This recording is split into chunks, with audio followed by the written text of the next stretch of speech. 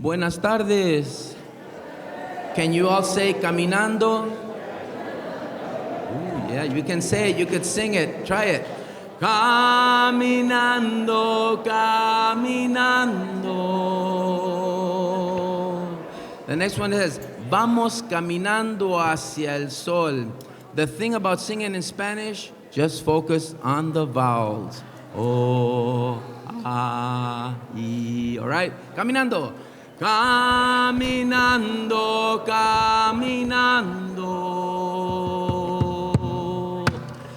Vamos caminando hacia el sol. Moving, we're moving towards the sun. Vamos caminando hacia el sol. Caminando.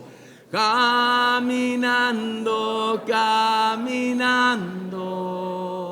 The last one's a little more staccato. Vamos caminando hacia la libertad. Try it. Vamos caminando hacia la libertad. Vamos caminando hacia la libertad. And Caminando is a zipper song. Most of you in organizing, you know what a zipper song is. It's a song that you keep the same refrain, this little light of mine, we shall overcome, all these songs, and then you zip in the operative word at the end. So, caminando hacia la libertad, unidad, verdad, paz. And if someone walked the road, moved on the road to justice, who was it? Barbara Lubin, right? So in her honor, we walk together in song. Ready, caminando. People's key of B, please. You got it? I didn't hear you. Okay. Caminando, caminando. Vamos. Vamos caminando hacia el sol. Caminando, caminando a la libertad. Vamos caminando hacia la libertad. A mí me gusta cantar, a mí me gusta caminar, a mí me gusta cantar. I like to walk, I like to sing. I like to sing that this road, we make it as we walk, as we move, as we progress. Que el camino lo vas haciendo al caminar. Caminando, caminando, caminando. Vamos, vamos caminando hacia el sol. Caminando, caminando. A la unidad. Vamos caminando hacia la unidad.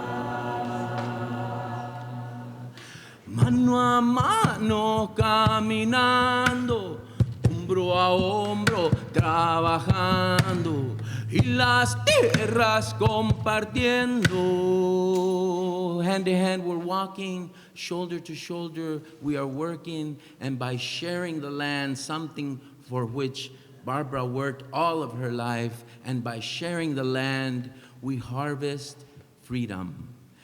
Y las tierras compartiendo, libertades cosechando.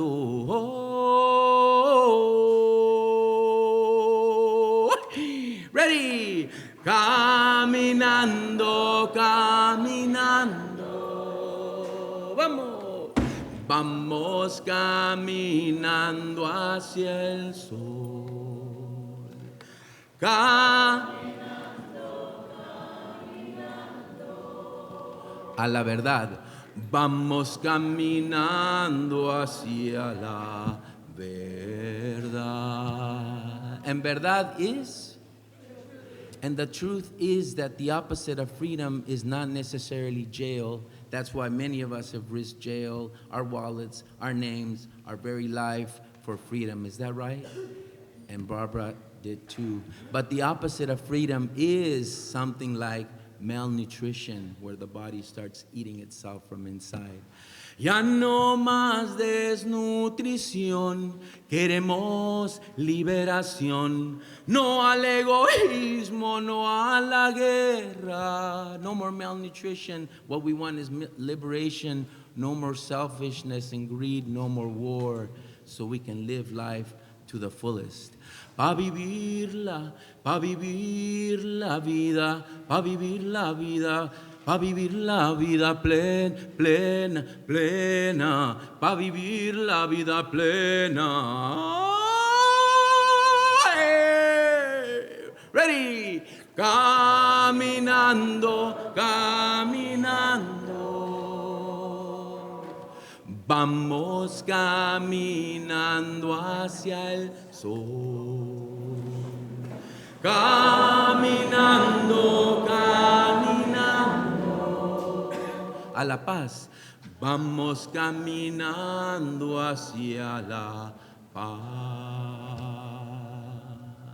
No hay camino ya hecho, pero hay brecha preparada. There is no road already made for us, no recipes, but there are little paths that have been opened by our martyrs, by our elders, by those on whose shoulders we stand. And today we stand on the shoulder of Barbara Lubin. So when I count to three, we're all going to say her name very strong. No hay camino ya hecho, pero hay brecha preparada. Nuestros mártires la abrieron. 1, 2, 3. Bárbara! Bárbara! Bárbara Lubin! Presente. And why do I say martyrs? Because in the word original of the word martyr is witness, someone who sees and to tells exactly what Barbara Lubin did in our lives and ignited a fire in us. ¿Sí o no? Sí. No hay camino ya hecho, pero hay brecha preparada. Nuestros mártires la abrieron. How did she open the road? Caminando, walking. Caminando, moving. Caminando la jornada. Oh, caminando, caminando, vamos, vamos caminando hacia el sol, caminando, caminando a la libertad, vamos caminando hacia la libertad. Oh, Barbara Lubin, presente.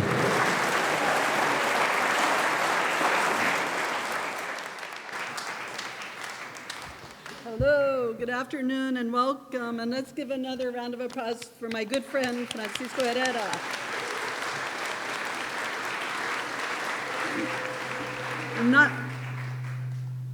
Did you hear the feedback? Not only is Francisco an amazing performer, singer, songwriter, but he is a very brave defender of human rights and dignity, especially of the immigrant and migrant communities here in California and across the border and borders.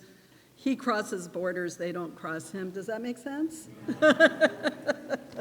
So hello and everybody, welcome and happy International Women's Day. Que viva la mujer. Yeah, Charlie.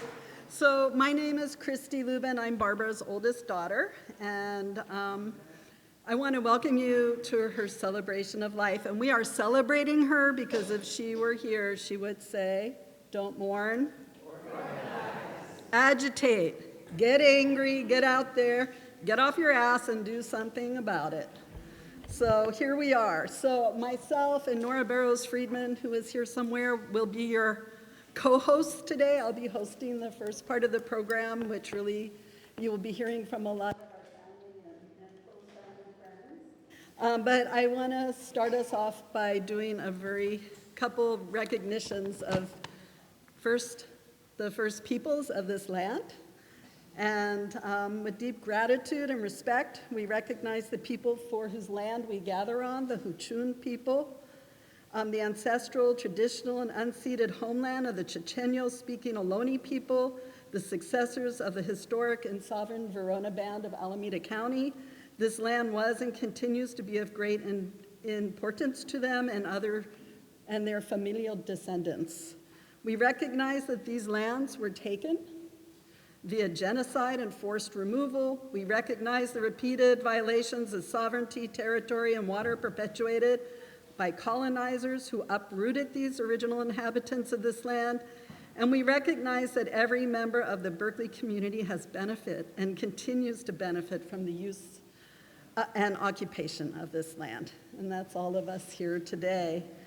We thank them for their enduring stewardship and everyone who's worked so hard to defend this land. I know that if my mother was here today, she would feel the same way. So next I want to recognize everybody who has worked so hard to put this event together. Nancy, Zeiad, Jos, Howard, my brother Alex, my sister Liz.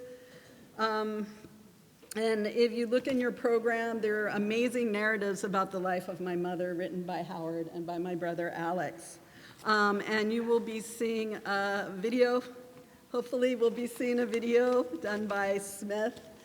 And thank you to my daughters, Rosa and Sochi, who helped kind of pull photos together.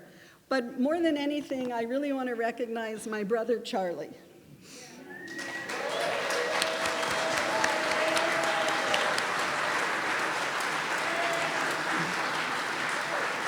And he hears you. He's hearing you right now and feeling you.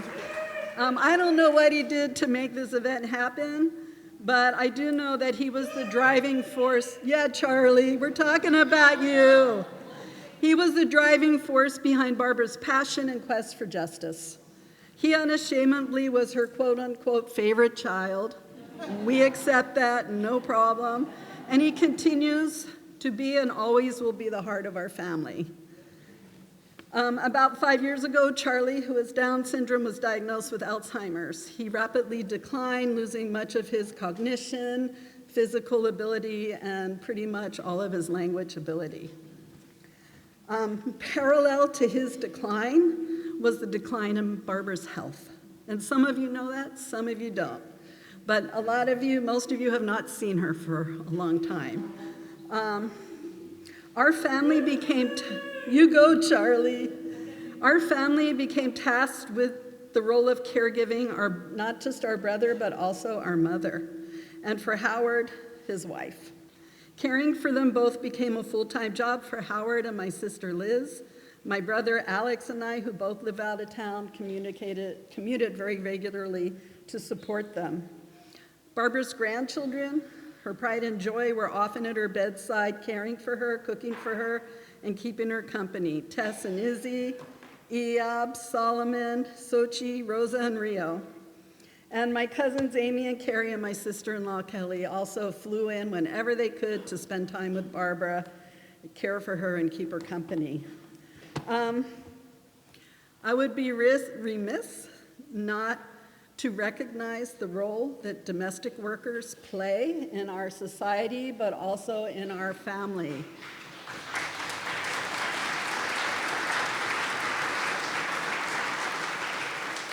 They show up to maintain the household, care for our loved ones, and provide much-needed respite care. They work tirelessly, and when they are done, they go home to care for their own families. They do it with love, and they do it with respect, and they do it with dignity. They do the work that makes all other work possible, and they're here. Some of them are here today. Vanessa Myers, more than 30 years. And Barbara definitely considered you her other daughter. We know that. And our friends Victor and Michael Majid, who are always here supporting our family. They're here today with Charlie, loving him and taking care of him. And Angela couldn't be here today, but we're thinking about her too. So thank you to all of you for the work you do to care for our family. And finally, I want to thank all of the friends and family who came to visit with Barbara these past few years. You know who you are. Your visits brightened her day. I especially want to thank Zeiad Abbas. Zeiad, you here somewhere? My mother had multiple serious hospitalizations over the last 4 years, and Zeiad sat at the hospital with us every single time. He was always there. And enough of the acknowledgments, so just a few words about Barbara. She was non-conventional, over the top, out of the box, non-traditional, path-breaking, and completely outrageous. Not just as an activist, but also as a mother. She would not take no for an answer, especially when it came to injustice. Barbara was 22 years old when I was born in the early 60s. My sister Liz followed not long after, and then Barbara gifted us our younger brothers, Alex and Charlie. In her quest to find a quality education and inclusive community for Charlie, she moved us all from Philadelphia to Berkeley. That was 1973, just in time for the disability rights movement. Then came the anti-nuclear movement, the Sandinista Revolution, the Salvadorian War, Aussies, Berkeley Citizen Action, the school board, and the rest is history. Our home was a MECA for Berkeley progressive politics, where I was often tasked with jobs like being Congressman John Conyers' chauffeur for a week in my little red pickup truck. I had the honor of sharing my bedroom with a Sandinista comandante, Marta Crenshaw. We spent 3 days together. My job was to drive her to her speaking engagements. We were followed by the FBI the whole time. In 1986, Barbara went to Palestine. Shortly thereafter, I went to Big Mountain, Arizona, to support the traditional Dene elders facing relocation. And when I showed up at our family home one day with a van full of Dene-speaking elder weavers who needed lodging, Barbara opened the door and didn't blink an eye. For a week, our home became the Big Mountain American Indian Movement Command base with support from wonderful leaders like Bill Wapapa, Gus Newport, John Trudell was there, Tana Sanchez, and many others. Maybe you too, Tony Gonzalez back there. The rest is history. Today, you will have the opportunity to hear many stories about Barbara from family, close friends, and comrades. And I'm going to introduce to you the speakers so that we have a flow and we don't have to have me come back up on stage in between everyone. So you're going to first hear from my brother Alex, and then my cousin Cary Lacheen, and then her partners in crime, justice. I'm not sure what you were partners in, but Arina Isaacson, and maybe Arina Isaacson, and then Osha Neumann, and then her beloved husband, Howard Levine. Some quick housekeeping. It's a little warm today. There's water out here. There's bathrooms around the corner, and there's 2 left turns to get to different bathrooms. We also have a video set up in the back. Everybody has something to say about Barbara. So if you're not one of the people getting up here today, just go ahead in the back room and say your piece. It's now or never. And Francisco kind of upstaged me, but I wanted you all to join me in lifting your voice and raising your fist. And when I say Barbara Lubin, you say presente as loud as you can. Barbara Lubin? Presente. Barbara Lubin? Presente. Barbara Lubin? Presente. Thank you. And now it is with a great honor that I introduce Holly Neer and Emma's Revolution, and thank you so much for being here, and it's your turn now.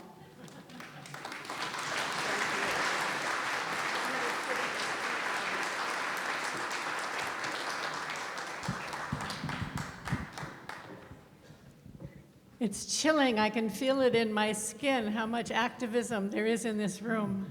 It's just a pleasure, given the environment we've been having to survive for the last while, to be in your company.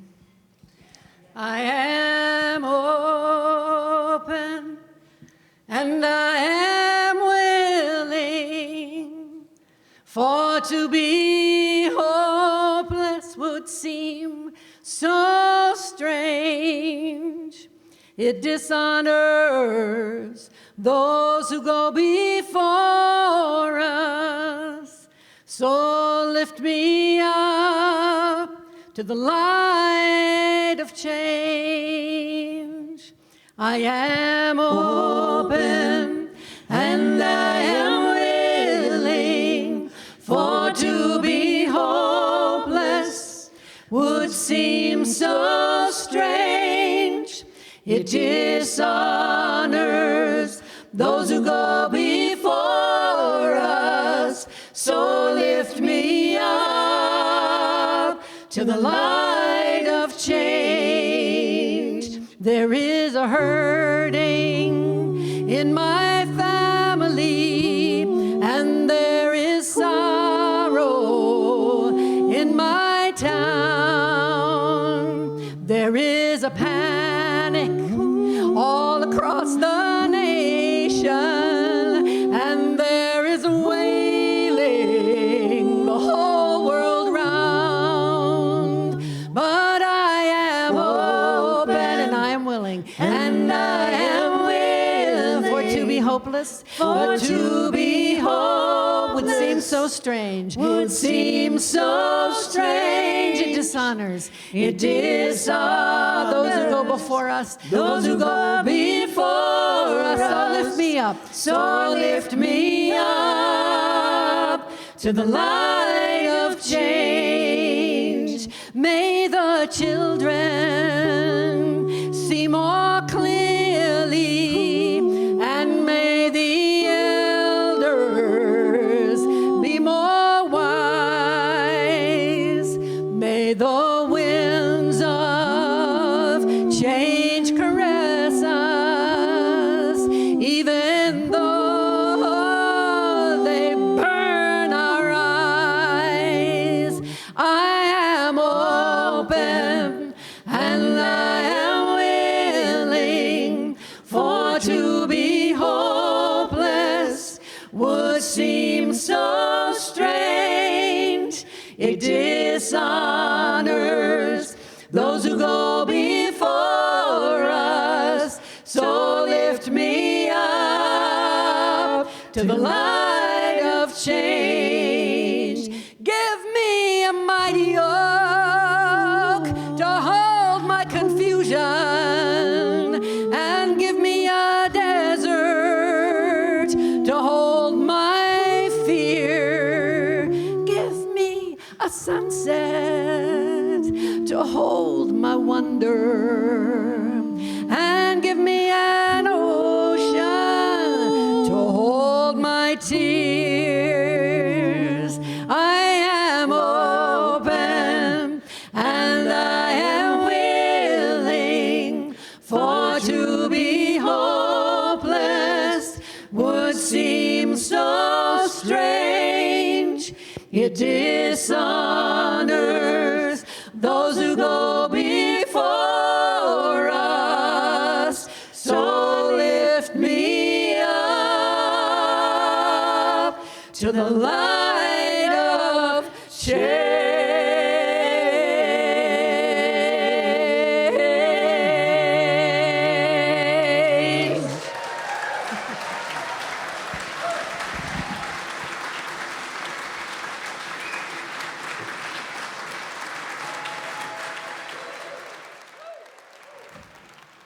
Hi, everyone. Thank you for coming, and thank you to MECA for organizing this event.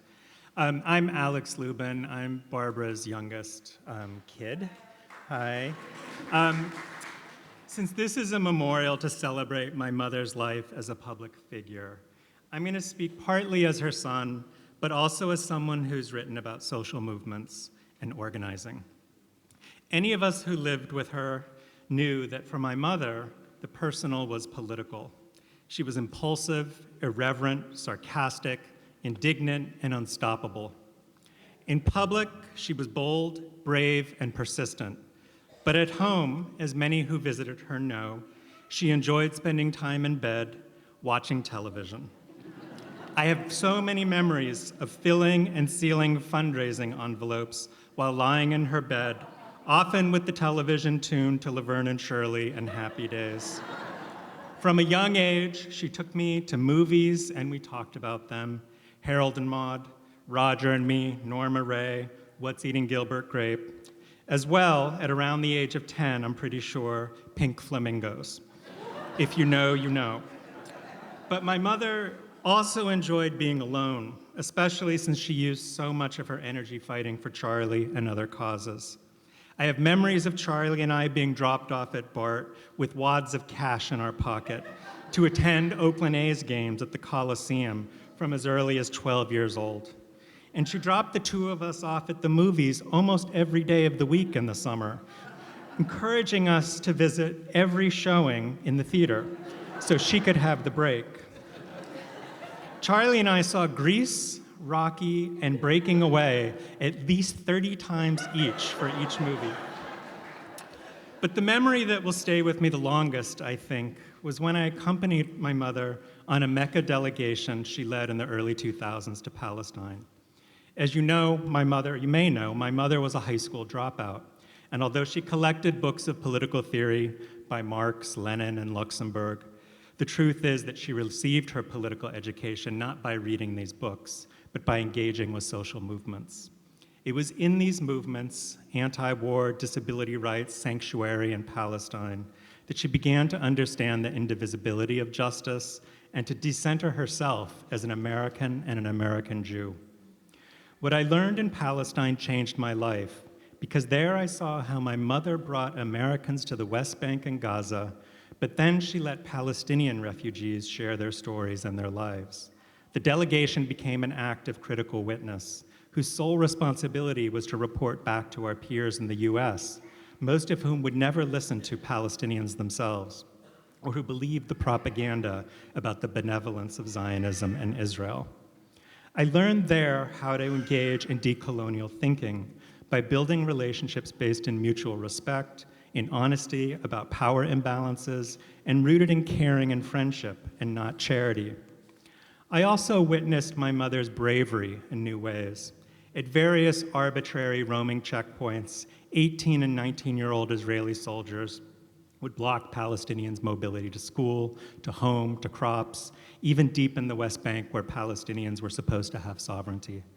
My mother was never afraid of armed young people in military fatigues, and she confronted soldiers at every turn, asking them why they were blocking passage for the delegation and for Palestinians. At the Erez checkpoint, where we went to enter Gaza, we and every Palestinian were held up for about 6 hours in the sweltering heat of summer, while young Israeli soldiers looked at their phones, played games. It was arbitrary and collective punishment. My mother became impatient with the wait and confronted the soldiers, yelling at one of the teenagers wearing a Bruce Springsteen shirt. "You don't know shit about Bruce Springsteen," she said. "I'm from Philadelphia, close to where Springsteen is from, and I've seen him in concert, and he would be appalled at what you're doing here." I was in awe that my mother was not concerned for her safety. The soldiers let us and the long line of Palestinians move through to at least the next level of administrative control. Later, in the town of Khan Yunis, there was a gun battle taking place, and my mother rushed into the public street to help an elderly woman cross into shelter. We encountered people there whose homes and livelihoods had just been bulldozed by Israeli soldiers, who pleaded with us to tell their story to anyone who would listen. My mother took down their personal information and followed up with some organization or other in Gaza. That was my mother, fearless, sometimes irrational, but always cognizant that as a Jew and an American, what was happening to Palestinians was in her name.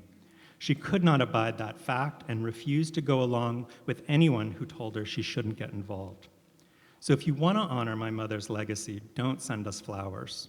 Stand up for Palestine. Stand up for vulnerable people. And take your young children to see Pink Flamingos. Thank you.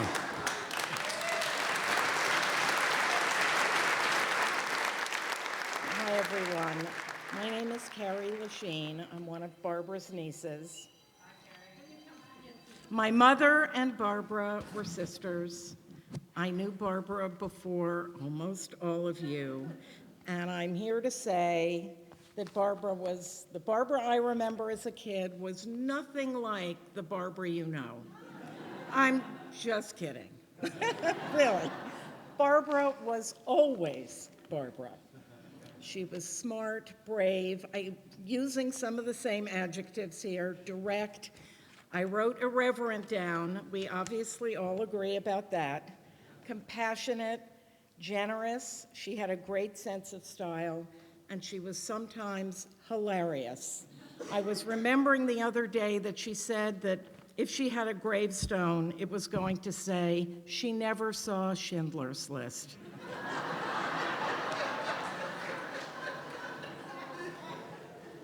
I was born when Barbara was 16. Her father had died 6 months before. She used to tell me that I was the first good thing that happened in the family after her father's death. On my birthday, she would call me and say she remembered the day I was born. She knew exactly what to say to make me feel loved and valued. She was the coolest person I knew as a kid. To inherit one of her hand-me-down cotton shirts was a huge badge of honor for me and my sister. Those were the shirts we wore on photograph day at school. Those shirts were the beginning of many years of Barbara's generosity. My closet and apartment are full of the things she gave me, and I have seen her generosity with many others as well.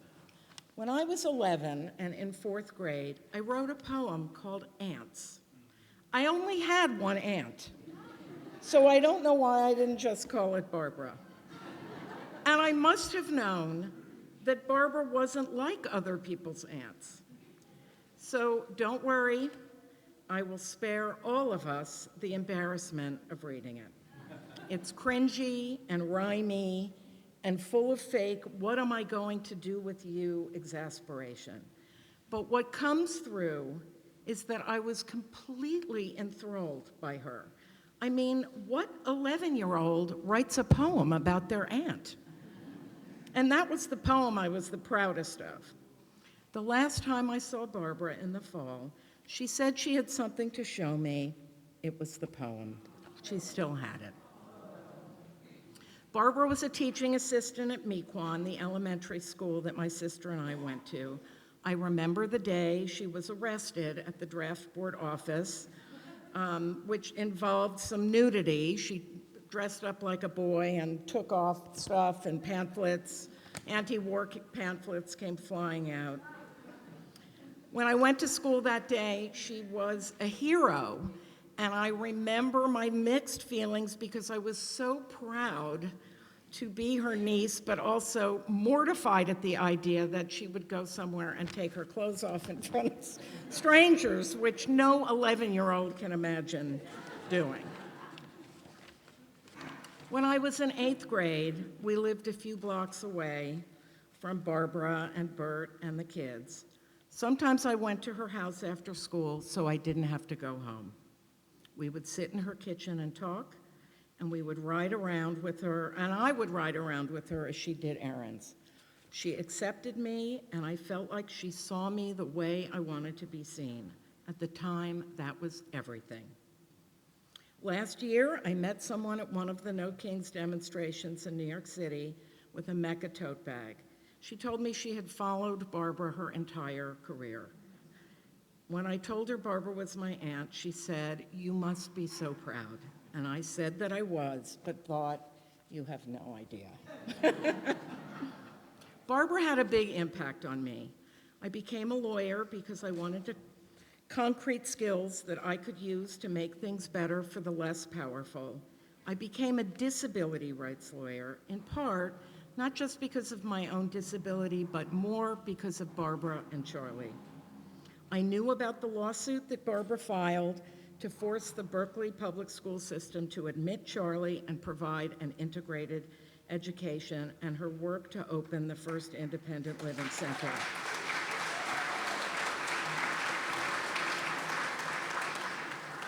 They had a huge impact on me. I always talk about these things when I'm training other lawyers on disability rights law, because I want them to know, first of all, it wasn't that long ago that things were so awful and so segregated, and people with disabilities were locked up in institutions and forgotten about. And by the way, when at my job, the person who brought the Willowbrook case, that was the largest institution for people with developmental disabilities in the United States. It was in Staten Island. The person who brought that case came to my office, and then he became a magistrate judge, and he said, "Who wants to work on this case?" And the two other lawyers in our office, that's how small it was, stepped backwards. And I stepped way forwards. I'm like, this is the privilege and honor of a lifetime. So Barbara always made fighting for what was right seem like the coolest and most obvious choice. And that is a big part of her legacy. Thanks.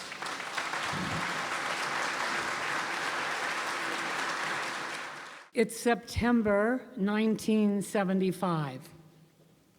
Circus Alamode Clown School, right down the street from here, 8th and White Way. The room is buzzing with excitement. Today is the first day of a new children's clown class. 10 of us, sitting in a circle, ages 8 through 27. Derek was there, he was 15, I was 27. I'm the oldest, I'm the teacher. Suddenly, the door flies open, and there is Barbara Lubin flapping a paper like this she found on a telephone pole. Almost screaming, she says, "This is Alex, and this is Charlie, and Charlie has Down syndrome, and he wants to join the clown school. And if anyone has a problem like that, about that, they can come and talk to me." I open my arms, and I welcome you, Alex, and I welcome you, Charlie. And for the next 15 years, Charlie, Uncle Baby, actually he was called Uncle, and then when his sister was born, your daughter was born, he decided he was Uncle Baby, so he changed that. The class is about to begin. After the class, I pulled Barbara aside, and I say, "Barbara, what do you think? Down syndrome? Clown? Everybody's going to be laughing at him." Barbara says, "Humph, just let him try. That's not going to happen, no problem." Turns out Barbara was right. Charlie could juggle 3 balls and drop them 100 times, and because he has no self-criticism, that would be nice, wouldn't it?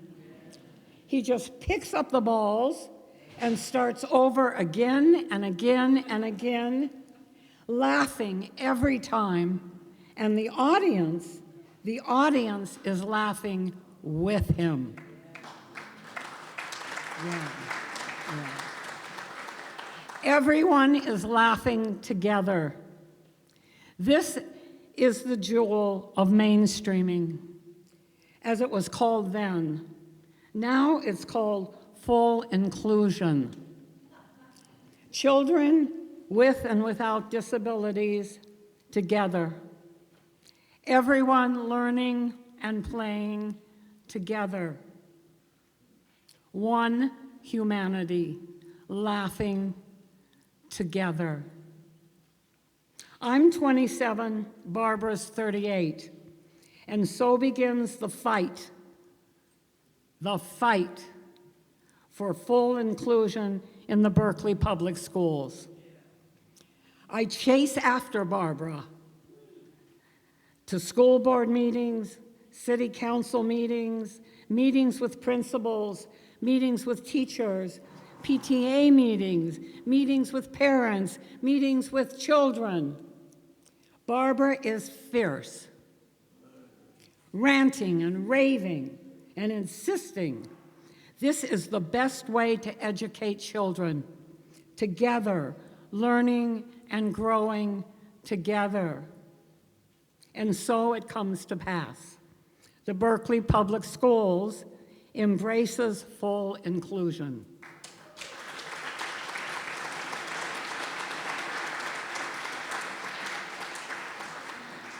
Barbara was my mentor, my collaborator, my ardent supporter, my dear friend. She graced my life for 51 years. I celebrate you, Barbara. Fly free. Go make some good trouble wherever you are. Get things done. I'm sure you will. All my love, Arina. Thank you. My name is Osha Neumann, and I was on many delegations, a number of delegations with Barbara. Incredible experience. I miss her.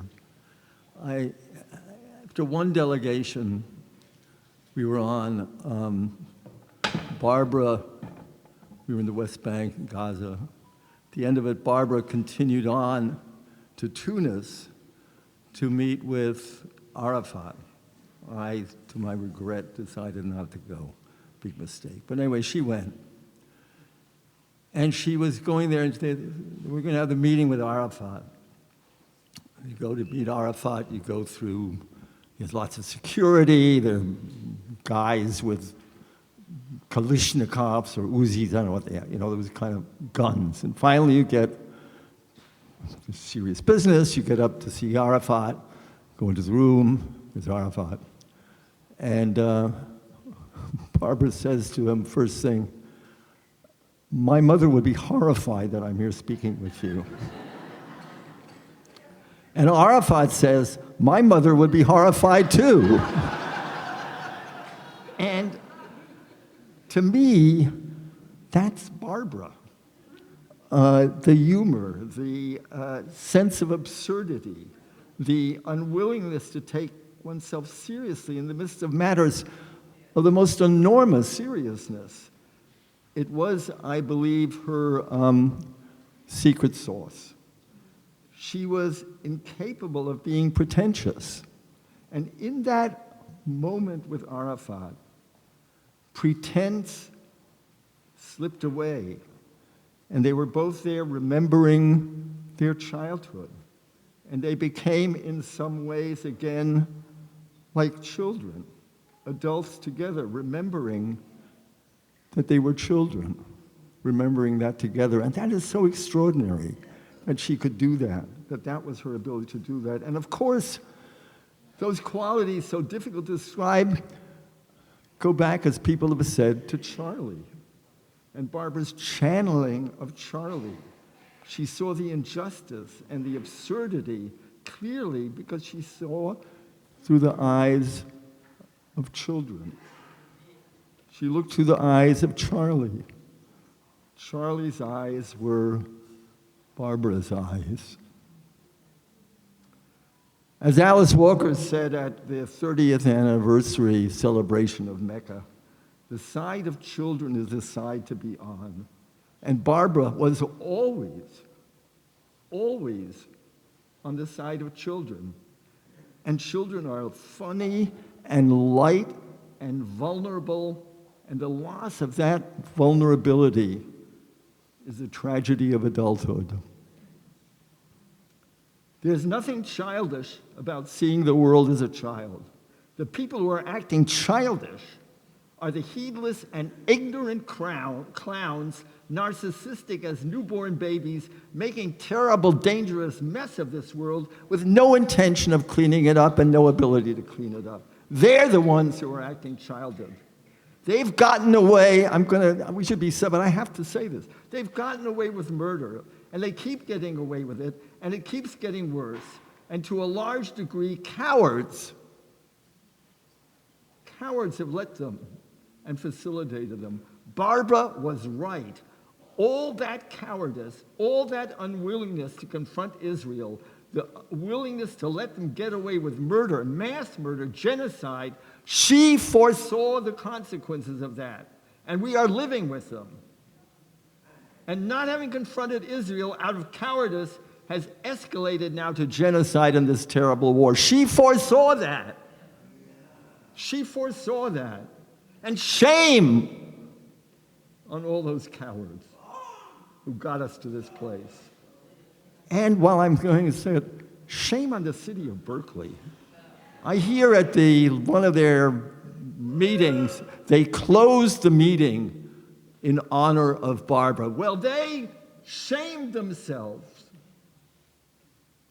They dishonored her memory when they couldn't even pass a resolution condemning genocide now in 2025. Screw them. Barbara was right. We could put that on a baseball cap. Barbara was right. Some color, not red. Some color, but not red. Barbara presente.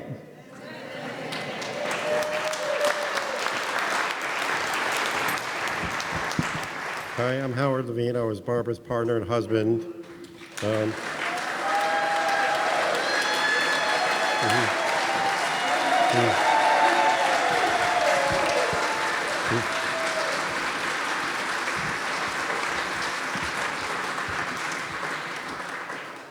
Thank you. You know, more than once, Barbara told me that she didn't want any kind of service or celebration for her after she died. But since Barbara never once in her whole life did anything anybody ever told her to, I think being here as all of us together is the perfect way to honor her. There are so many words to describe Barbara: leader, organizer, visionary, activist, champion, hero, inspiration. She was angry, outraged, outrageous, passionate, compassionate, loving, caring, fearless, unstoppable, brilliant, and sarcastic and hilarious. There are lots of words, but they're all still small to describe who Barbara really was. Barbara was a high school dropout who lectured at Harvard Medical School and was elected to the Berkeley Board of Education. She fought to make sure that every student in Berkeley had the same right to an excellent, accessible, and diverse education, no matter where they lived or what challenges they faced in their lives. That was true of everything she did in her life. She never just thought about what was best for only her children, but what was best for every child. Barbara was a stay-at-home mom who fought for Charlie's right to a mainstream education. She was suing the Berkeley Board of Education, yes, the same one she would soon be a member of, so Charlie wasn't in school at all. Every day, Charlie would go to a drugstore soda fountain in the Elmwood called Ozzy's, which gave Barbara some respite. When Ozzy's building had been sold, Barbara was panicked that she wasn't going to get that respite, and she called the developer up and asked him what it would take to leave the deal alone, and he laughed at her. And I don't know what he was thinking either. Barbara got angry. When Barbara got angry, she took action.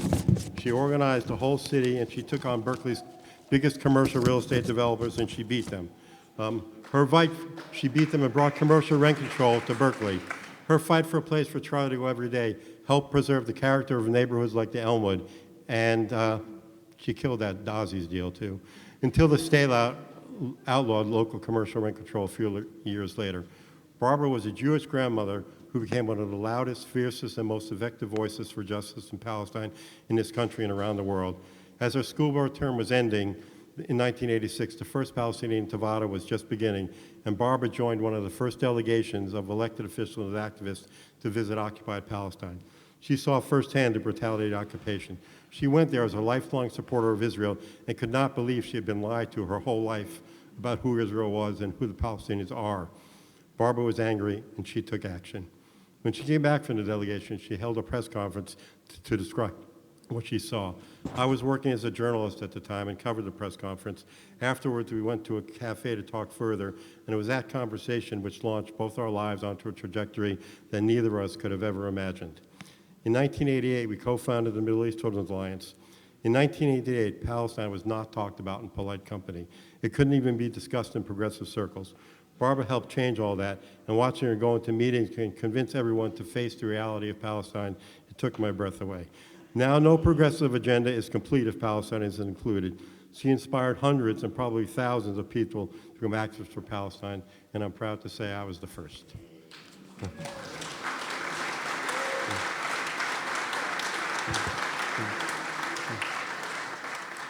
Since its founding, the Middle East Children's Alliance has delivered millions of dollars worth of aid to the West Bank and Gaza Strip. We've provided academic scholarships for hundreds of students and supported projects all over the area.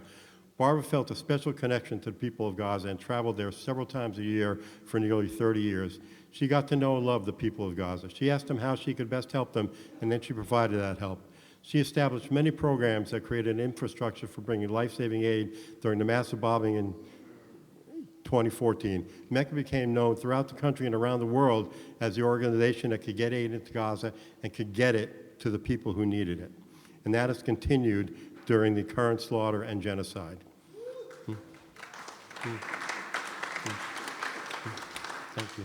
In these dark and horrible times, we need many more Barbara Lubins, but really there was only ever one. On the final day of her life, machines were keeping her alive. I was in a hospital room holding her hand, and I was thinking, this is the last time I'll ever see her. But I was, as Charlie would say, wrong.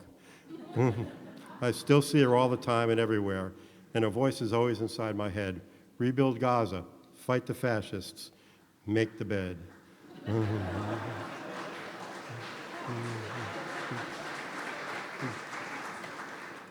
Later that day, most of her children and grandchildren were gathered around her, and we were saying our last goodbyes. No one seemed willing or ready or able to tell the nurses it was time to turn the machines off. Then we heard the beeping of her heart monitor and saw it slowly counting down. 85, 80, 75, down to 0, and she was gone, on her own time and on her own terms. It was then I realized what was obvious all along. No one was ever going to turn off Barbara Lubin.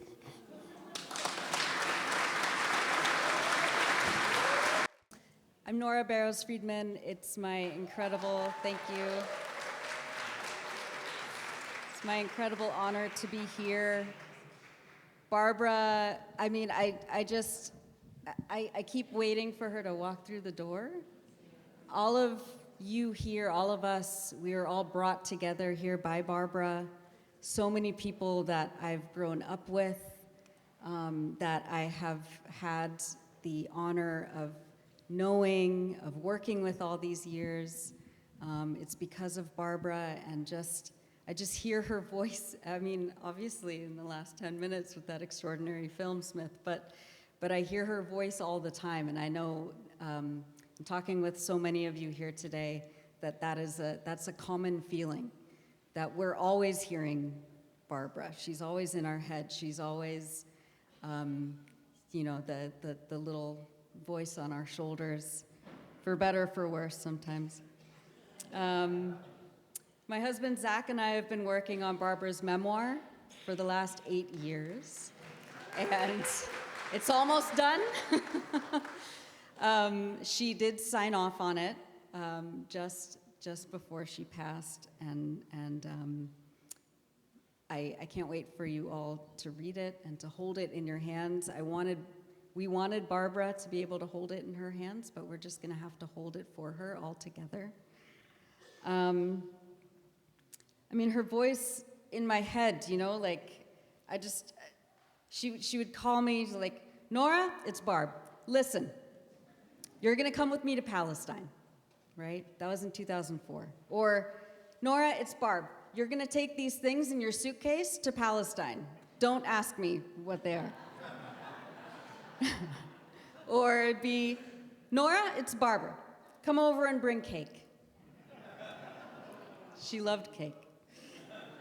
And always, always, always, I love you, Nora.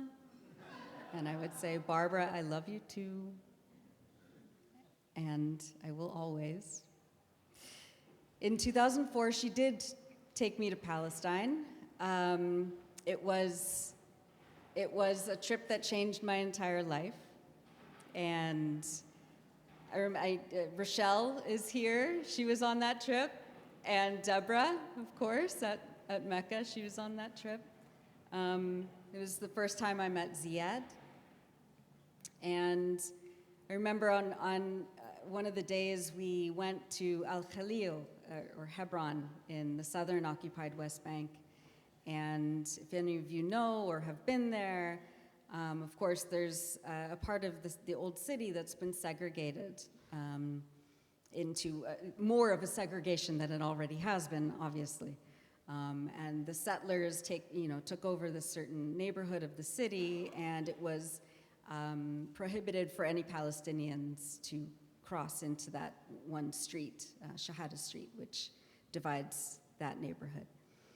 And I remember walking with the group, and I was walking beside Barbara, and she was pointing out, all of these shops that had been forcibly closed by the Israeli military and the settlers, and the graffiti on the walls that said "Gas the Arabs," and praising Meir Kahane, who is the Brooklyn-born cult leader who inspired Baruch Goldstein in 1994 to walk into the Ibrahimi Mosque in the old city of Hebron and kill 29 Palestinians. And I'm not someone who breaks down into tears easily, but this was a moment that really broke me in some ways. And I stood in the middle of the street, and tears were rolling down my face, and I stopped. I couldn't move. It was like I was paralyzed by all of it. It wasn't just sadness. Of course it was sadness, but it was anger and disbelief that people could do this to people. And Barbara turned back at me, and she walked back, and she said, "You okay?" And I'm like, yeah, I'm okay. She's like, "All right, good, you're angry. Now what are you gonna do about it?" And that was it. That was it for me. That was the catalyst that then took my life into the direction of dedicating all of my energy and the limited skills I have in this one niche of journalism and reporting to the liberation of Palestine. And right after that, thank you. Right after that, when she said, "Good, what are you gonna do about it?" She's like, "Let's just go get some lunch first, of course." So Barbara, we love you. We are so grateful that we had this time with you over all of these years. I'm grateful that she loved me, and that will be forever an honor in my life.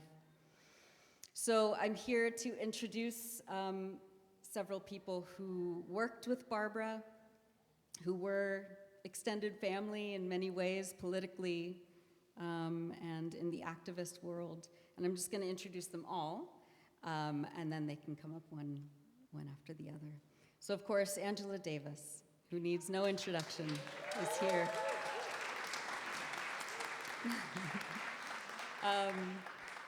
Jos Sances, MECA's art director, Barbara's longtime co-conspirator, and the artist whose beautiful prints you have in your programs tonight. Thank you, Jos. Lara Kiswani, director of the Arab Resource and Organizing Center,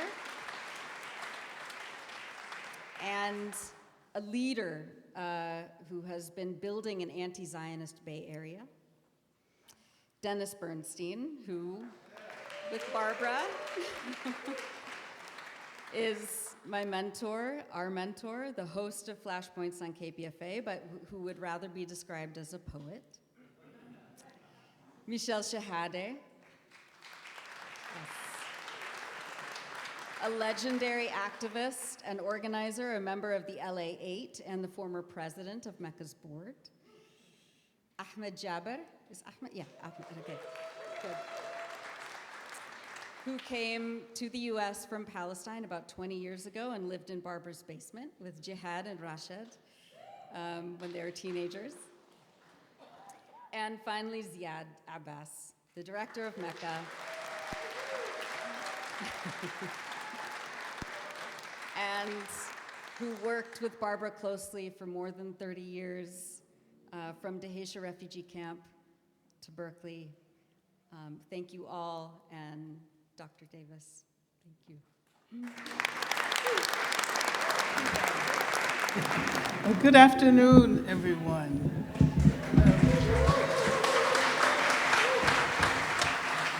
What an amazing gathering, and what a perfect way to celebrate International Women's Day. And, I've been sort of sitting here thinking about Barbara's spirit visiting, all of the hundreds of thousands of gatherings that are happening everywhere in the world at this moment. Thank you, Barbara Lubin.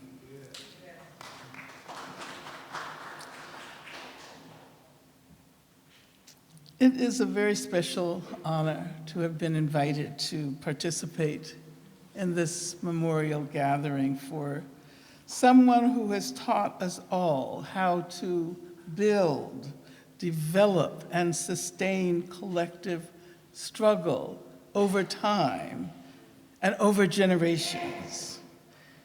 We who believe in freedom, to evoke Rebecca, not only seek to achieve immediate manifestations of our common efforts, but we strive to create inheritances that will be taken up again and again, and that will be built upon in the future. Barbara Lubin and the community she created did all of this.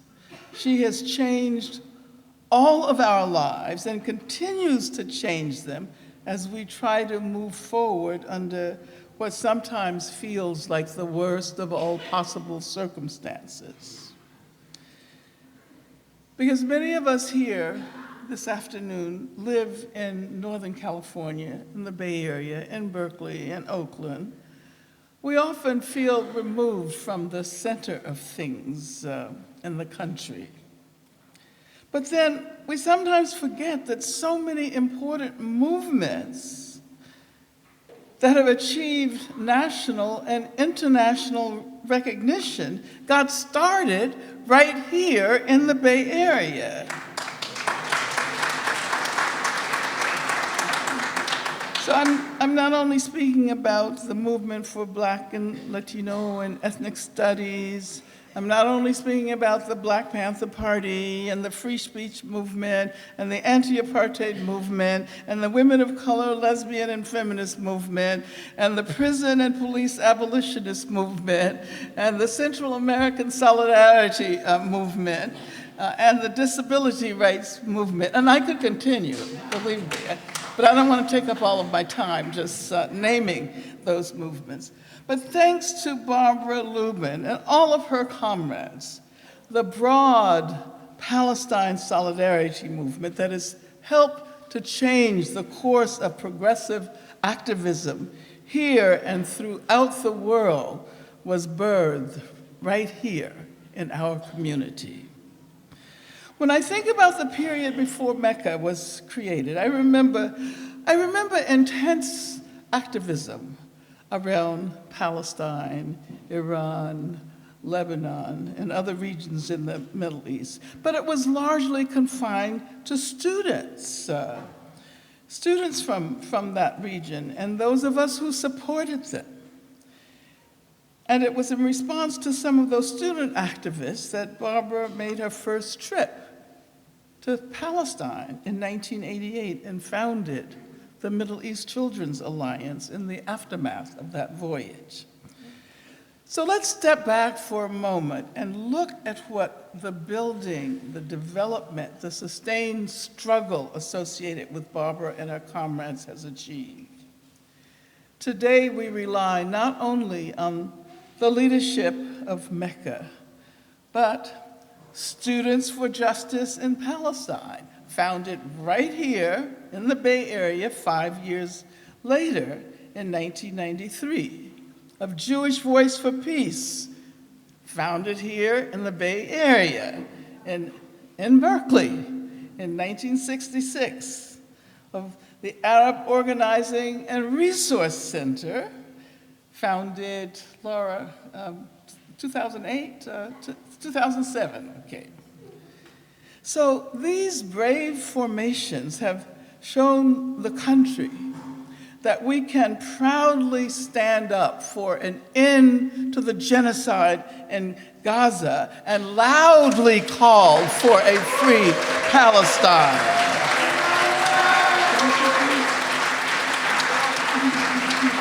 And so organizations and movements continue to proliferate and continue to influence larger efforts, such as the campaign to abolish ICE and the courageous stance of people in Minneapolis. So there's not nearly enough time to praise Barbara and her organizing and her community building. But I will conclude by saying that, but before I do that, I want to recognize Howard. It's been, so wonderful to sit next to you and listen to you. And I've watched Charlie grow up over the years. Thank you, Charlie. And Alex, have we just met? Did we just meet for the first time today? I think so, yeah. And I heard what Barbara said about hope. Channeling Alex Ginsberg. But I want to say it a little differently.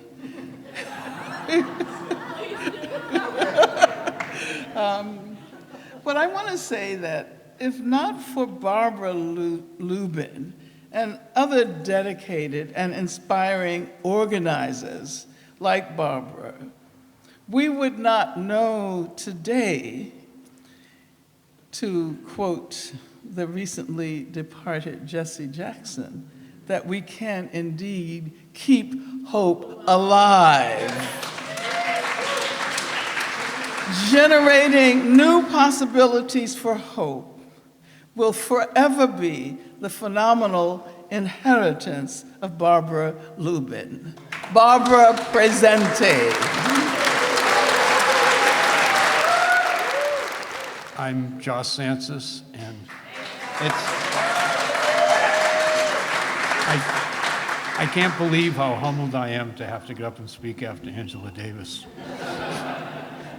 I met Barbara in 1989, following my first trip to Palestine as part of a delegation of artists, mostly from New York, organized by the Alternative Museum. That group worked with projects and had many discussions with Palestinian artists in the West Bank and in Gaza.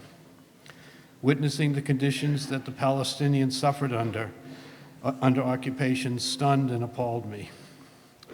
Back home, I tried to find someone or a group in the Bay Area working on the rights of Palestinians and was told by many people that Barbara Lubin was the one I should talk to. In my first meeting with Barbara, it was clear we shared the belief that art is a force that can power activism and create community. Barbara immediately suggested a dozen things that I might want to work on and offered her complete support. In Berkeley in those days, it was extremely difficult for anyone, even Barbara, to find support for Palestine, let alone financial donations to support Palestinians living under occupation. A short time later, I printed a few tote bags and T-shirts for one of MECA's early events.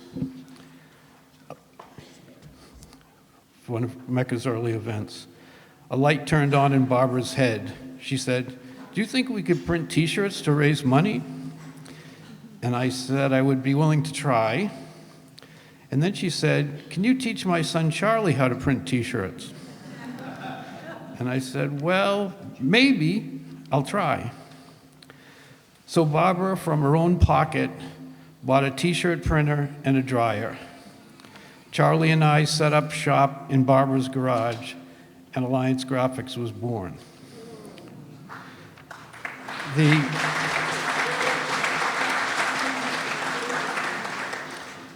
The experiment with Charlie lasted about a year. He and I worked closely and developed a deep bond developed between us. It was clear that one of Charlie's abilities was not screen printing. So he moved on to a successful career as a bagger at Safeway.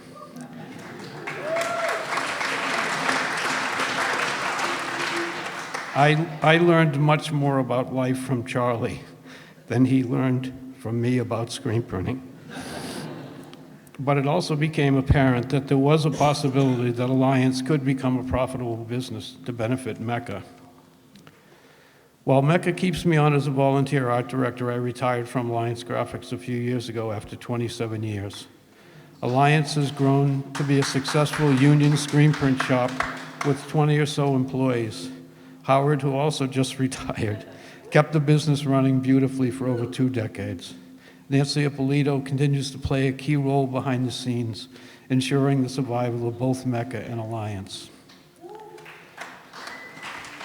But mostly, Barbara understood the power of art and how it could be used to humanize the Palestinian cause.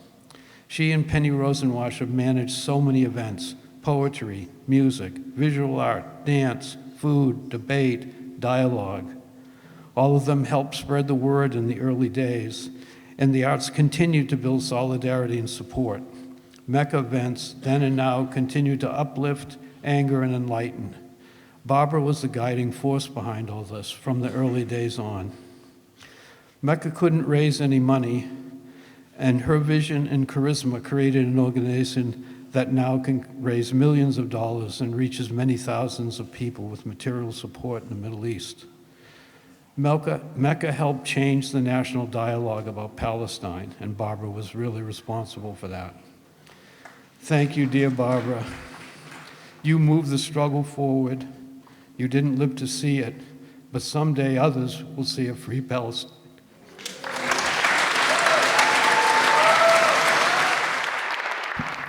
Good afternoon, everyone. My name is Lara Kiswani. I am the Executive Director of AROC, the Arab Resource and Organizing Center.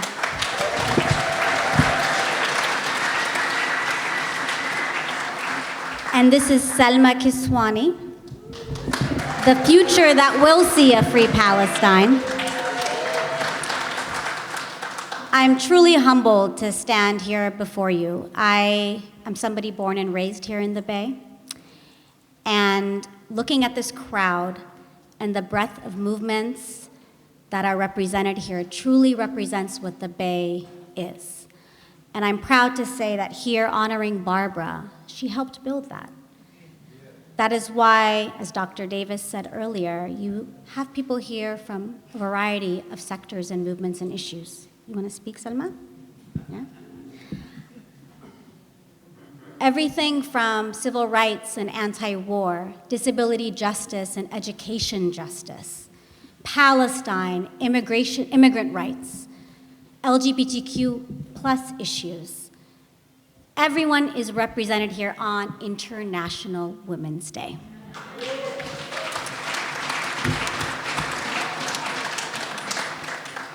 I met Barbara as a young student at UC Davis. We were the second chapter of SJP, for the record. And I got to meet her when we brought Ibda, the Depka troupe, to UC Davis in Sacramento. I have my elders here, Ilyas, Rishmawi, Yusuf, Michel, Munadil, and others who helped make that possible. And I got to meet Zeiad Abbas, Ahmad, and Jihad, who are also speaking today, through that really profound experience for me as a young student, bringing youth from Palestine to perform Depke near my college campus. at a time when it was not as popular as it is today to say, "Free Palestine." And I want to say that what's represented here in this room, the broad sector of movements and issues, is an organic reflection of what it means to say, "Free Palestine." And Barbara understood that as an anti-Zionist Jewish woman.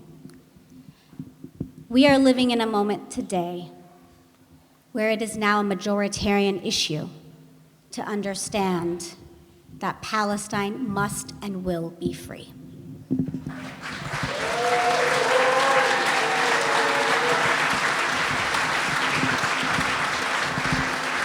We are living in a moment with the largest progressive movement of Jewish people in the United States in the history of the US, calling for a free Palestine.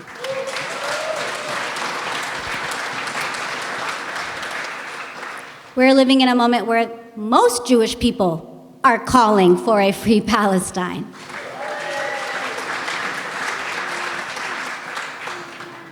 And we can say Barbara helped build that history. As the executive director of AROC, I recall coming into my leadership position and meeting elders, Black, brown, and indigenous elders, like Phil Hutchings and others who I deeply, deeply respect, who said, my first experience of Palestine was going on a delegation with Barbara Lubin. That alone was eye-opening for me. We run a youth program of high school youth across the Bay Area, and every year during the summer, we bring our youth to Alliance Graphics. And thanks to Howard and Jos and others, they get to experience screen printing for the first time, but they also get to experience a community space where Palestine is plastered across the walls, where they're welcomed as in their full human selves. And MECA, and they get to meet Zeiad Abbas, who cracks them up every year. And MECA really changes their lives every single summer. I also get to say today that Barbara birthed a movement where we are all having an avenue, a vehicle to donate directly to the people of Gaza, to contribute materially to our people on the ground, led by a Palestinian, Zeiad Abbas, today. Alliance Graphics now handed over to Dean Barduka, who's also, the dogs are very anti-Zionist. Where they have now the leadership of Arabs and Palestinians running the shop, running the nonprofit, making it so the belief, the deep internationalism that Barbara embodied is actually practiced every day through the Middle East Children's Alliance. Led by Palestinians, serving Palestinians, unapologetically anti-Zionist, and building across every single movement. That is what Barbara represents, and the last thing I'll say, as a mother who finds humor in every single day and joy thanks to this little one, Barbara made us laugh. And the last time I saw her, the things she said, and perhaps that was part of how she embodied being Palestinian in some way, because we have a dark sense of humor. And I will just say that thank you to Barbara, to her humor, to her commitment, to the movements she birthed, and to the world that she has helped make real. Because I believe my daughter Selma will see a free Palestine because of the deep solidarity that she helped establish.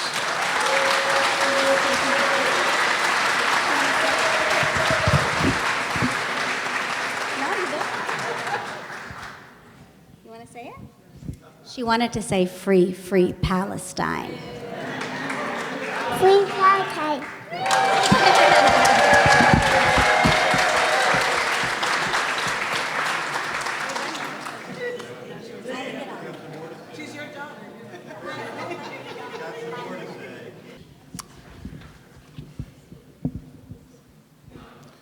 Barbara Lubin presente.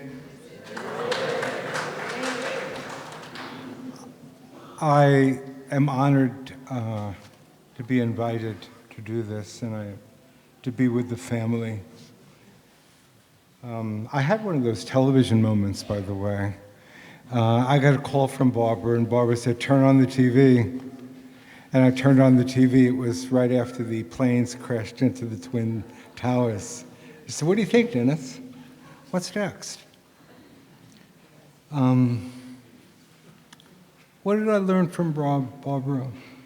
By example, how courage is boosted by belief, and fear disappears in the expression of that belief.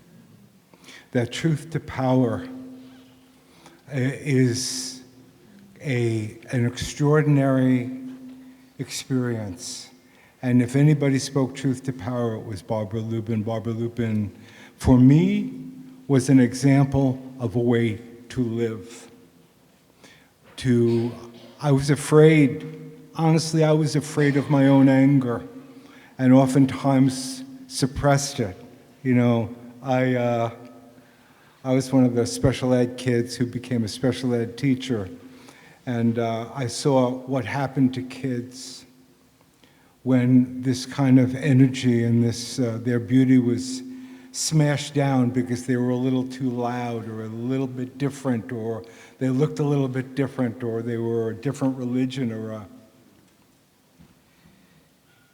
Anyway, the thing that I remember most about Barbara Lubin is the calls that I used to get in the middle of the night, which was daylight in the Gaza Strip.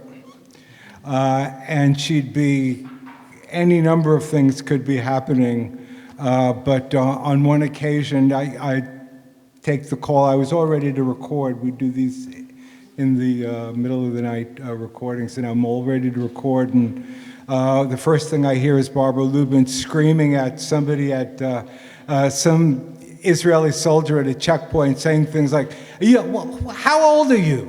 You shaved yet? Well, you really going to shoot me with that rifle you got there in your hand? Are you kidding me? You know, these folks I'm here with, they were born here. Where were you born?" That was Barbara Lubin. That was, and I think we've got a series of those calls of Barbara calling me in the middle of the night and either confronting people, putting people on the line who had something to say. Anyway, that's all I have to say, and it's an honor to be here with all of you. Thank you.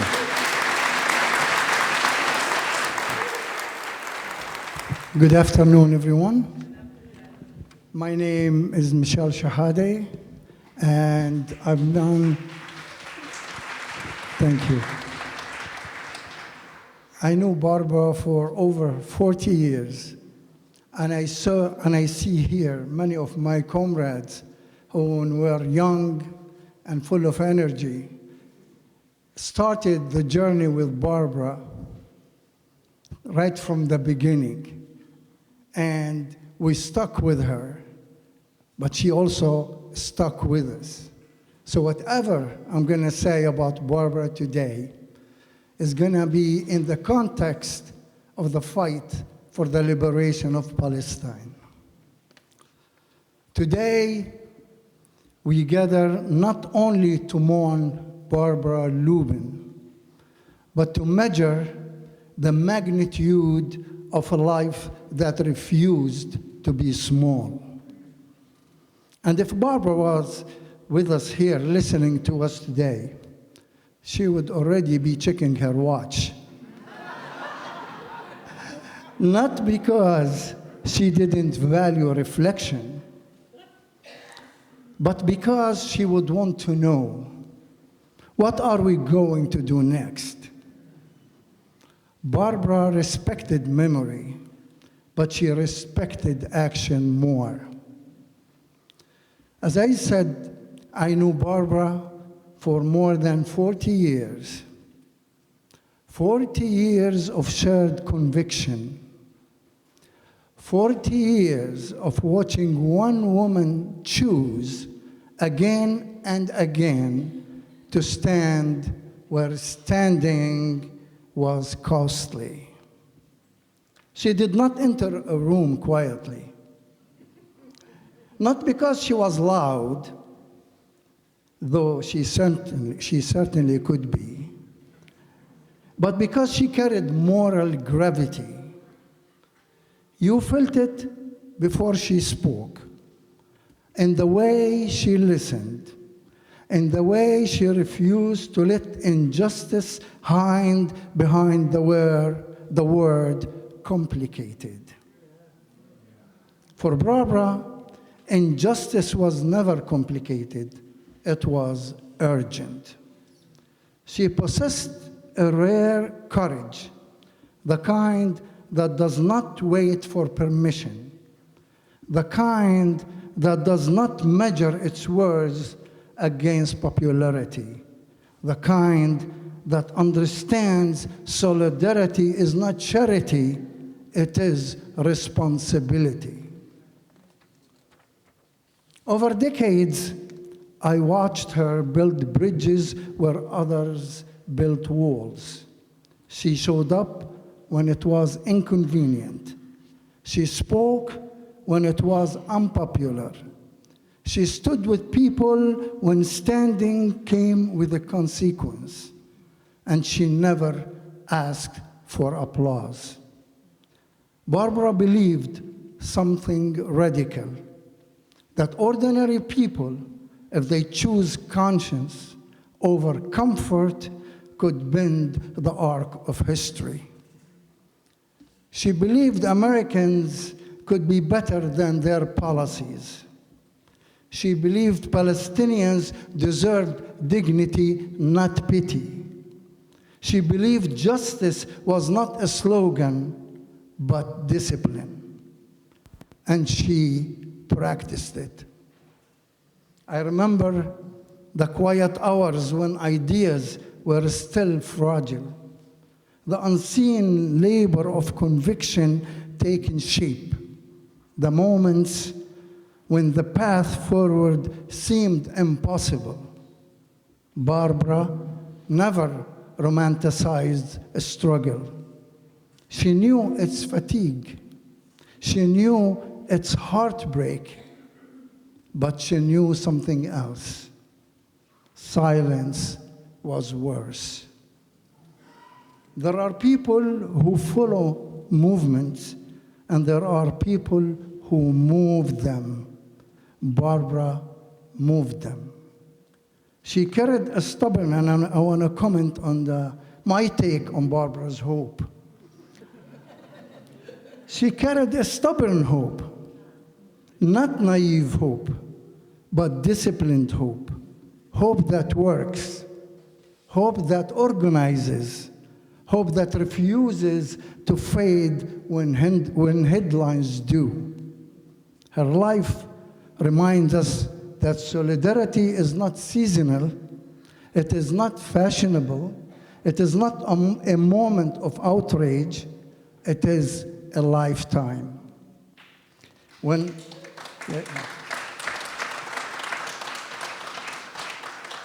I think of Barbara now, I do not first think of campaigns or speeches. I think of her eyes, sharp, searching, alive. I think of her laughter, quick and disarming. I think of the way she could turn frustration into strategy in a single breath. She taught us that compassion must have backbone, that friendship and activism are not separate things. They are woven together. 40 years. 40 years of watching a woman refuse to be intimidated by power. Her voice may be quiet now, but her courage is not. It lives in the institutions she built, in the young people she mentored, in the moral clarity she demanded from all of us. The greatest tribute we can offer her is not admiration, it is continuation. To continue to continue when it is hard, to speak when it is inconvenient, to stand when standing feels lonely. Barbara did not ask us to admire her. She asked us to act. A life like her does not end. It transfers. It transfers into our hands. May we be brave enough to carry it. Barbara presente. Good afternoon, everyone. My name is Jihad, and I'm 5 of other students that Barbara Lubin and the Middle East Children's Alliance helped us to come from Palestine to go to school here. Barbara, for us, was a mother, a mentor, and a fighter. Believed deeply in equality and justice for everyone. On a personal level, Barbara simply was the person who gave many of us the chance at life, another chance at life. She opened our eyes to a brighter future and showed us possibility we could not have imagined on our own. Through her determinations and MECA's continued effort, she brought us to the United States. Despite all the difficulties and obstacles, she helped us enter colleges, universities, and graduate. Barbara, Howard, and Charlie did not just open their home for us. They opened their heart.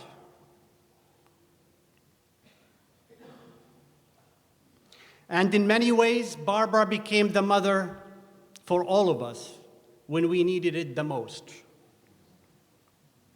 Without Barbara's support and courage, and we simply not have made it back home in Palestine. As many of you know, the political climate leaves little room for opportunity or hope. It became only a matter of time when one of us could be shot, arrested, or martyred. Barbara refused to accept that reality for us. She believed we deserve more and worked nonstop to make that belief reality. Barbara was someone who cared deeply about people without expecting anything in return. Her generosity, compassion, and strength changed the course of many lives. She did not just advocate for justice, she practiced it every day throughout the way she treated people, throughout the way she spoke with people. And she created many opportunities and hope for many others. We are who we are today because of Barbara. The best way we can thank her is to continue on her steps and to continue her generosity and commitment and courage and freedom for all. Her legacy will live with us forever. Rest in power, Barbara. We love you.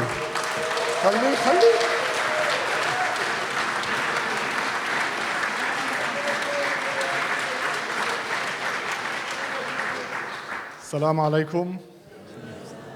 Good afternoon, everyone, family. So thank you, Jihad. By the way, there was a typo in the program. Jihad should have been on the program as well. But I'm here to share just 2 stories of my experience with Barbara. I go back to 2000 when Barbara first, at least I met her for the first time. Jihad and I were at, you've seen in the video, the Ibda Cultural Center. And we had a guest house, and Barbara comes in. And then during the same time, Israel imposed a curfew during the 40-day invasion of Bethlehem. And the first night, Jihad and I looking at each other and like, We have Barbara here, how we're going to protect her. What if the Israelis invade the cultural center? What are we going to do? And we heard from Alex the way she was treating the Israeli soldiers. We're ignorant. We haven't seen that in action, so we're trying to protect Barbara Lubin. And literally, we go to sleep that night only to wake up having witnessed that Barbara dragged her mattress from the second floor and slept that night by the door of the cultural center to protect all of us from the Israelis walking into the building. So I was like, that's no ordinary woman. Well, what's happening? That was my first experience with Barbara. And then I remember we had aspirations to come and study in the US. And during the same visit, we learned another lesson about Barbara, which was, I think Howard gave so many adjectives to all the things that she's done and she has been to many of us. But one of the things to us was whenever she said she's going to do something, she was going to do something. And in that trip, she promised us that we're going to come and go to school in the US. And even 9/11 could not stop her from doing that, because shortly after 9/11 happened, and we're looking at each other, we're like, we better start looking for schools elsewhere, only to hear from Barbara that give us maybe 6 more months, and exactly 1 year later we arrive in the US. And so for me, among the many things, she's just been an inspiration. And the last thing I will say, kind of building on what Jihad was saying, is, and we saw it in the video, I think many of us here have maybe literally witnessed our souls being destroyed by watching some of the videos coming out of Gaza and all the massacres and atrocities that are taking place, and just asking questions, why and why and why. And I just this brought back some reality into, in my lifetime, I don't think it's ever been the situation in Palestine as bad as it's today. But watching the video and hearing Howard and the stories, she was angry back then. She was really angry. So I imagine the situation was really bad back then. And the only thing I will take with me is we cannot control the outcome. But to her point, hope, no hope, doesn't matter. But what she has done to us and to so many others is that she touched our hearts. She made a difference in our lives.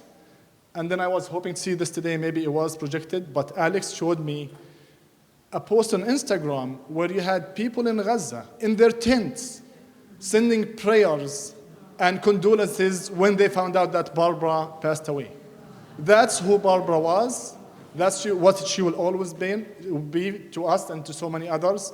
She touched our lives in ways that we will never be able to pay back, but hopefully we can live up to her work and pave it forward and live up on the same path that she started. Thank you very much. Thank you. مساء الخير. يعطيكم العافية. Thank you so much. I remember those boys when they were children, actually. They were babies, and by the way, they were very dirty in the streets of the camp. And look what it is now. Anyway, but before I start what I want to say, I want to acknowledge the moment. I want to thank everyone who helped to organize this event.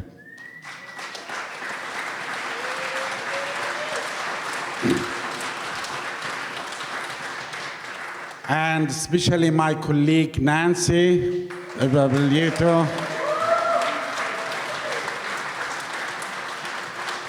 Patrick O'Neill,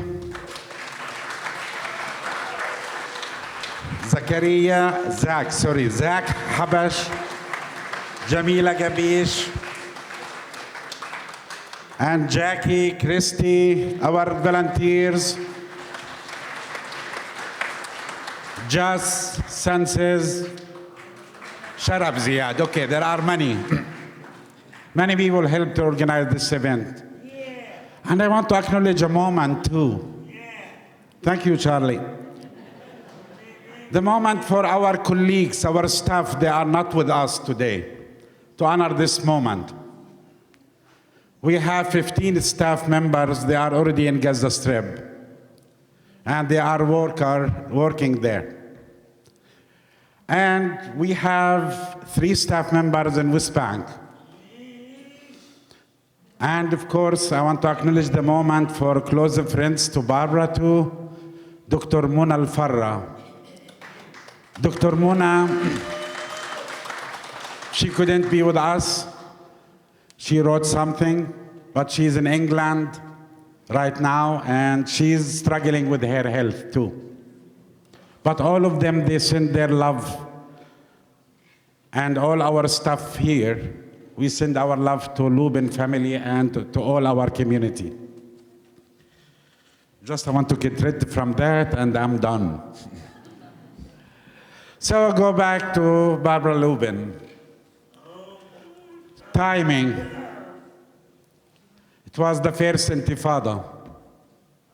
My camp, it was isolated from the main streets by a fence 8 meters high, the Hesha camp. And actually some of the footages, it was in the movie. I met Barbara there. I was working as a journalist. And to be honest with you, I didn't like her in the beginning. I mean it. She was very provocative. And she came with actually the delegation. Exactly, Charlie. She came with a delegation and she was asking questions. I didn't like it, and my broken English, still my English broken until now, my broken English, I struggled to answer the questions. But later I realized that she was asking, she wants me to explain to the people. I met her many times through delegations. And some of them here, guys. I met some people, they came early to the refugee camp. And while our camp behind the fence, and from the beginning, we clicked. One of the reasons, actually, other personal reason for both of us, it was Charlie, and I have a nephew with disability too. And this is another kind of connection happened there. And of course, after that, we have Oslo Agreement came, destroyed us. We felt as refugees, we are ignored totally. We started a grassroots initiative. It's a pure refugees initiative in 1994. And this is called the Ibda' Culture Center. And that's the beginning when we started the camp. And it was the first culture center in any refugee camp. In all the 58 refugee camps, where girls and boys, they can be together. I know it's a huge challenge. And our goal, it was about refugees' right of return. This is what we are thinking. We want to protect our rights because we see Oslo, how they ignored us. And we started from there. And I remember the first thing, I used to submit the proposals to MECA when I was living in Dahesha. We tried to take the children to visit their own villages. And I reached out to many organizations, back home, international. No one accepted to support our initiative in that period. And our initiative simple. We need a few $1,000s where we can rent Israeli buses to smuggle the children to visit their villages. Simple. And I did the good mistake. I called the crazy woman. I used to call her crazy woman. And I told her, hey, we need this, and you got it. Her answer, you got it. And this is when we start taking the children the first time to visit their own villages. In 1997, She came with a delegation. And Ahmad and Jihad, they spoke here. They met here 2000. Actually, they met here before, but they were children. They performed in front of her, actually, in Bethlehem University, 1997. And that day, there were triple suicide bombers in Jerusalem. While we are performing, the news started coming. And of course, she has delegation over 25 people. And of course, the people start calling from United States, what will happen to the delegation, blah, blah, blah, etc. Anyway, we finished the show, and she was running with everyone because the helicopters in the sky, they block Jerusalem. It will be very hard to go back to the hotel, blah, blah. And when we got to the bus and everything, and she wants to move out of Bethlehem University in that period, she looked at me, hey, I want this dancing group in United States. I told her, what? She said, I want to bring this dancing group to United States. And this is another moment I thought she's crazy. 1999, we came, the first ever Palestinian delegation, children.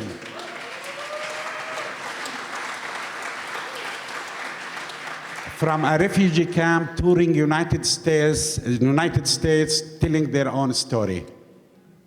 It was 1999, October 1999. And of course, they gave us the schedule of the trip. This is when we arrived to California. They were scheduled where we will perform, Stanford, Davis, I don't know where else.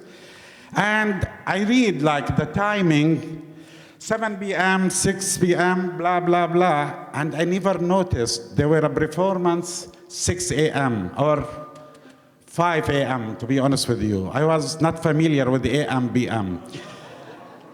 And I didn't focus on that day. It was the Thanksgiving, what they call it, Thanksgiving. The day before, she asked us, everyone need to wake up at 3 o'clock at morning. Do you remember, Howard? The crazy day? And what I will tell our children, we are going to perform at 3 o'clock, 4 o'clock at morning. Our children, they were very naive. Me too, I was naive. And actually, I don't want to challenge. I said, okay, we will go. And we imagine 20 children wearing the uniform, jackets all over the uniform, taking the boat to Alcatraz.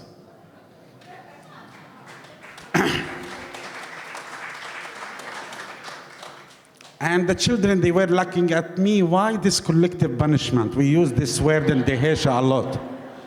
And to be honest with you, I faced the difficulties to explain to the children.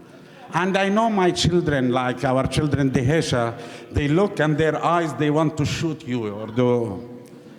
I told them, wait, etc. And the only word when we arrived there and before they started performing with the sunrise, I told them, do you remember how we commemorate our Nakba in my camp?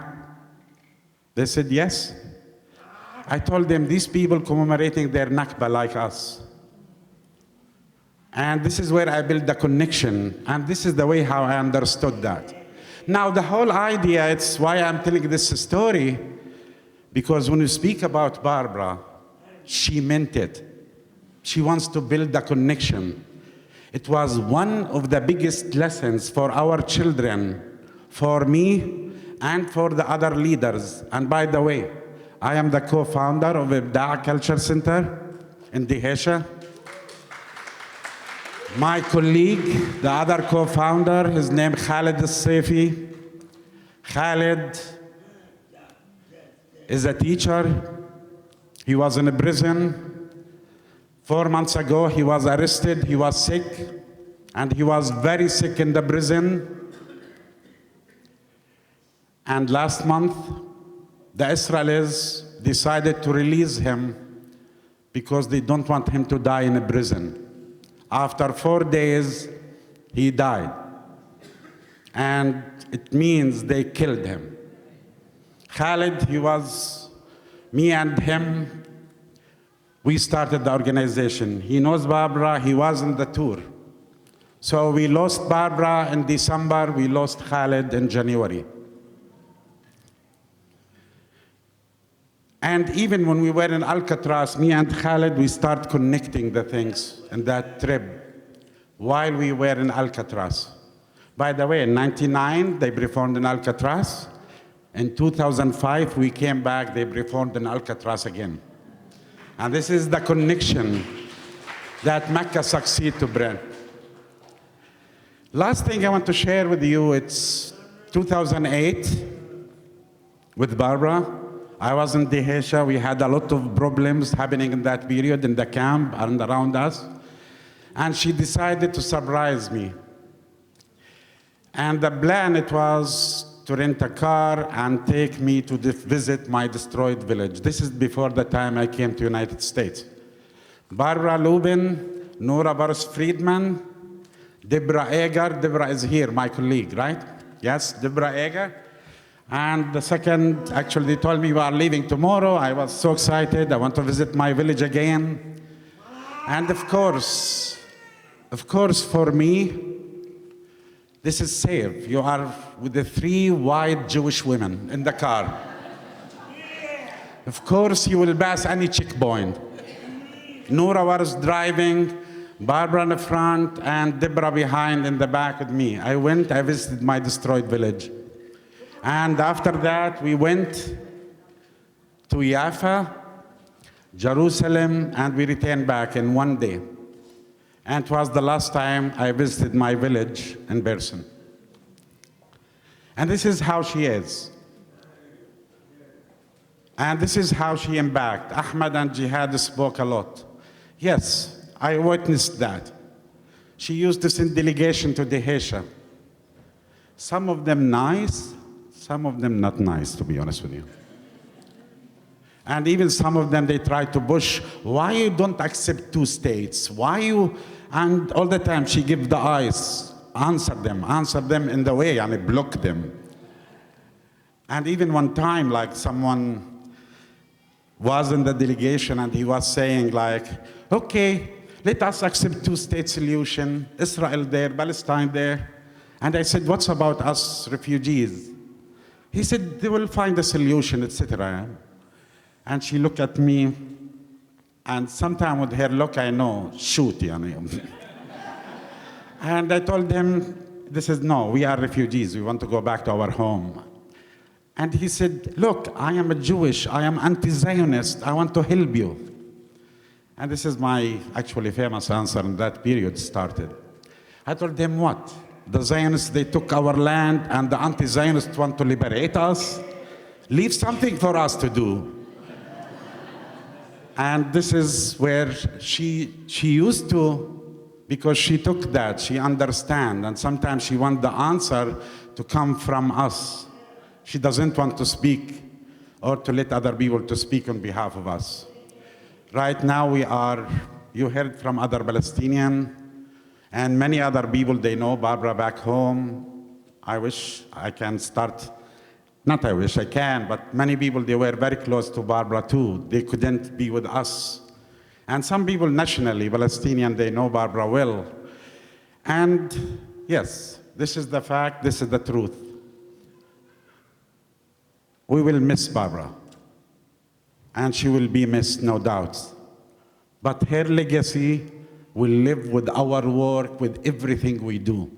And this is where we will continue to do as MECA. And finally, as Middle East Children's Alliance, yes, we acknowledge this moment. That's true. Barbara and Howard started MECA. There were other staff working there. And MECA right now, we have a strong team. Very, very strong team working from staff here, staff in Gaza and West Bank, and we will continue to do. And of course, by Barbara leaving us, this is another motivation to protect this organization. And I would like to thank every one of you for coming today.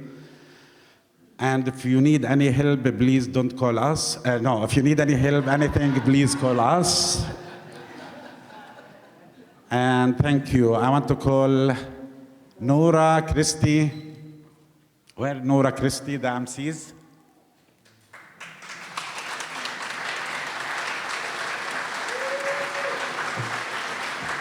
I want to thank both of you for your work and take it from here. I just want to thank everybody for sitting here for 2.5 hours because Zeiad was adamant that this event was not going to go for more than 90 minutes.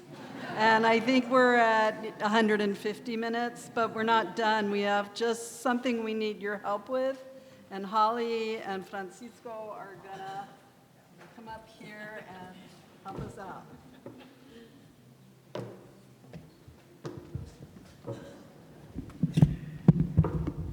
It's always good to end by singing together.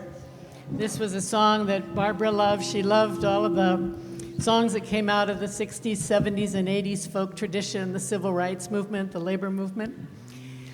Just to celebrate us being here, I did an event back in Washington, D.C., I think in the 80s, and it was meant to be a coalition between Palestinian artists and myself, and I looked out at the audience before the program, and I said to the organizer, I am so sorry.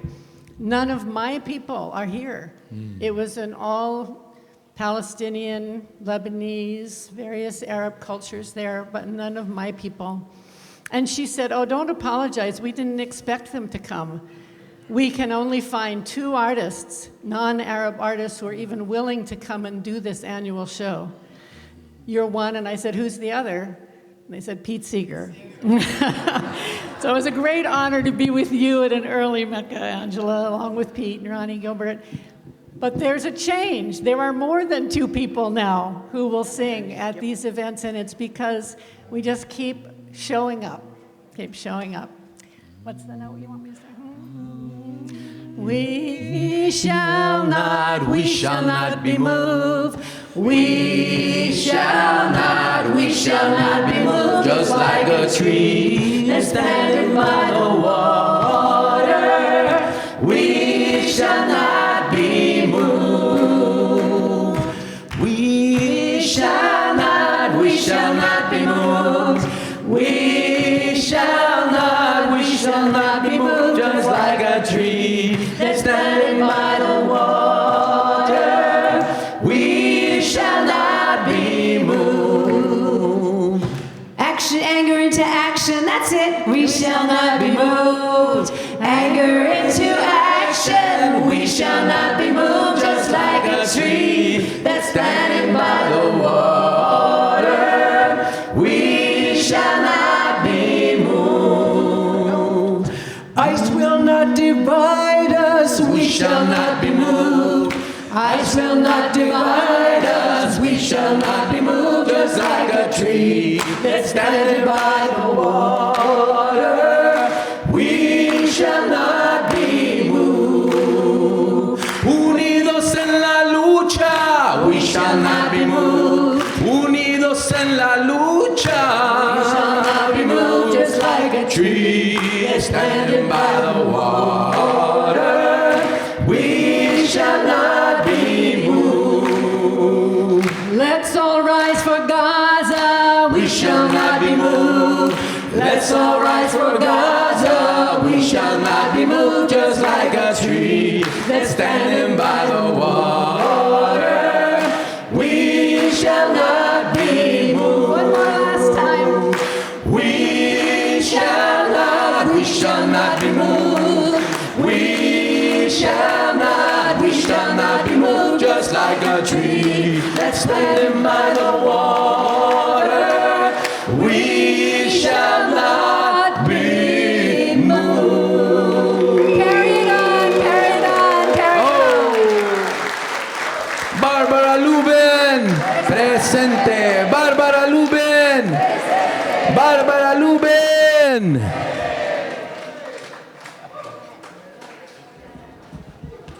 Everyone is invited to come eat some food in the back.